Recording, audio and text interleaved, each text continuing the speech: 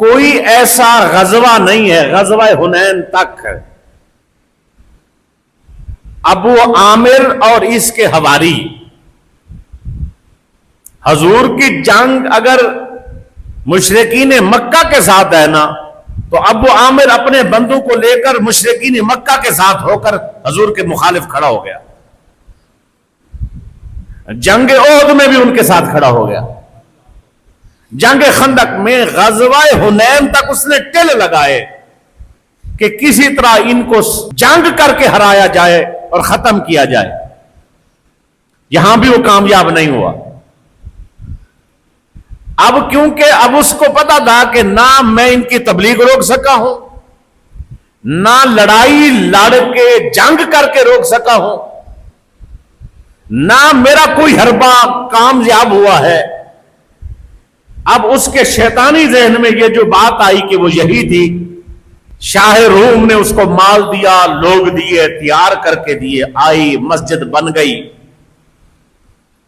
جب مسجد بنی تو اب یہ حضور کی بارگاہ میں آئے. یہ مسجد قباء کے ساتھ مسجد بنی. حضور صلی اللہ علیہ وسلم کے پاس آئے. آپ نا ایک نماز ہی پڑھا دیں,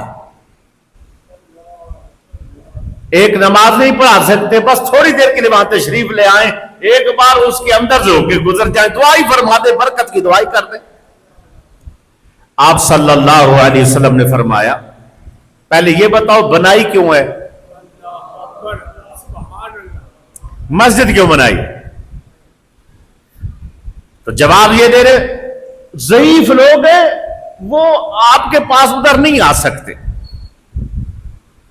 مزدور لوگ ہیں مزدوری کر کے تھک جاتے ہیں, ہم کہتے ہیں کہ وہ نزدیکی نماز پڑھ لیں گے. اچھا پھر کیا ہے, جو رکعتیں جاتے جاتے کسی کی رہ جاتی ہے نا وہ تکبیر اولیٰ سے ادھر نماز پڑھ لیں گے. مسجد کی آڑ میں دین کی باتوں میں اسلام کو چھرا گھونپا جا رہا ہے, مشن اسلام کو چھرا گھونپا جا رہا ہے. اسی لیے ہم نے بنائی, ہماری تو نیت یہ ہے. آپ علیہ الصلوۃ والسلام نے فرمایا میں جنگ تبوک پہ جا رہا ہوں, واپسی پر آؤں گا, بات کریں گے. آپ جنگ تبوک پہ روانہ ہو گئے. جنگ تبوک سے جس وقت آپ علیہ الصلوۃ والسلام کی واپسی ہوئی, اللہ رب العزت نے آپ کو حکم دیا, حبیب یہ تو کہتے ہیں نا وہاں پہنچ جائیں, نماز پڑھا دیں, دعا کر دیں. میں آپ کو حکم کرتا ہوں لا تقم فیہ ابدا, ایک لحظہ بھی اس مسجد کے قریب یا مسجد کے اندر کھڑا نہیں ہونا,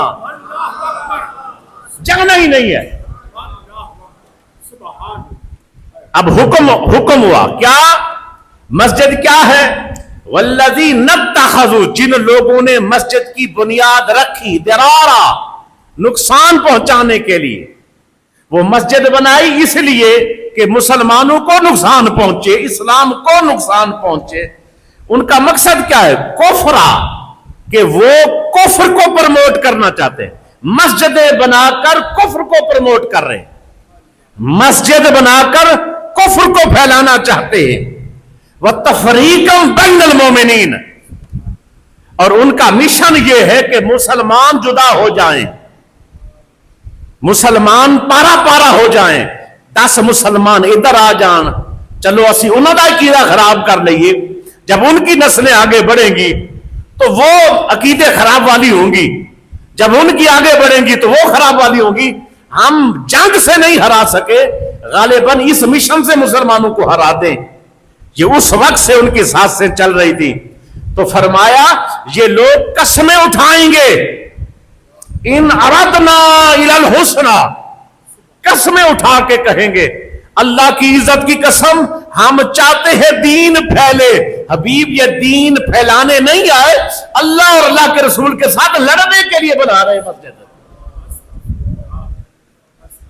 ان اردنا الی الحسنی, ہمارا ارادہ ہے کہ نیکیاں کی جائیں, زیادہ نیکیاں ہوں.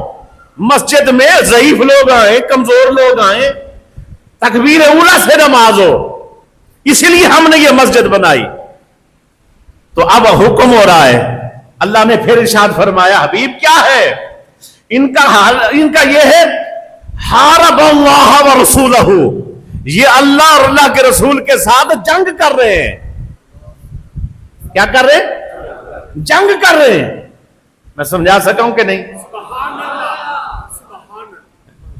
اب ہر مسجد مسجد نہیں ہوتی،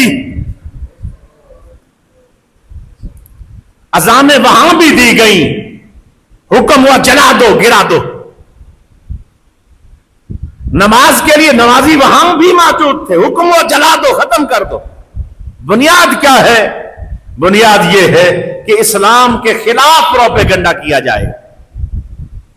تو آج بھی مرزا ٹائپ لوگ، غامدی جیسے لوگ اور اس طرح کے لوگ تیار کر کے اسلام کے خلاف ان لوگوں نے بٹھا دیے جو قرآن کے نام پر دھوکہ دے رہے ہیں، آپ کو نبی کی حدیث کے نام سے دھوکہ دے رہے ہیں، آپ کو مسجد کے نام سے دھوکہ دیں گے، آپ کو کسی طرز پر بھی دھوکہ دیں گے۔ تو دھوکے میں نہیں آنا، بات اس کی ماننی ہے جس کے دل میں حضور کی محبت ہے۔